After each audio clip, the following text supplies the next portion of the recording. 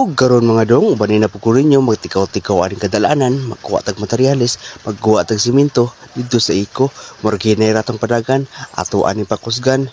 Tara, ug kari akong kauban, mag-upaman, akong itudluan kung asa madto, dito, liko sa tuo. Oops, tama na, hapit na ta. Maskin kakango-kango na nimong boom truck, pero mo na imong kasaligan, mo na imong kargahan, maskin ilisdan ni duha ka boom truck nga brand nyo, dili na mo ikabaylo. Kapasulod naman ta, abaryan ta sa tong amigo nga gwardya.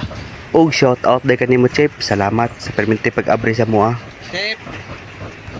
Og sa katong gusto nga mo-purchase og mga materyales, duol mo diri sa Eco, gawas nga barato, goods pa ilang mga tao, paspas pa kaayo. Og tara, adto na to atong mga amigo. Diri ka ng mga dong sa Eco Hardware. Mao ni akong bossing diri. Si Boss James. Shout out kay Dong Ortiga.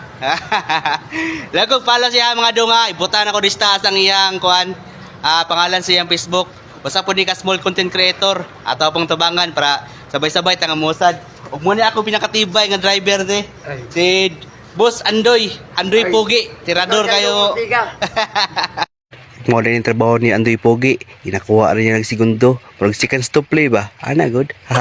Ate grabe ta. Ug ara mga dong kinakargahan na data niya. So diri day mga dong no, makita nato nga lahi kita tag role sa kinabuhi, pero ang importante di lang kita undang, maging kamot lang kita permi. Pwede mo paway pero dili pwede mo undang.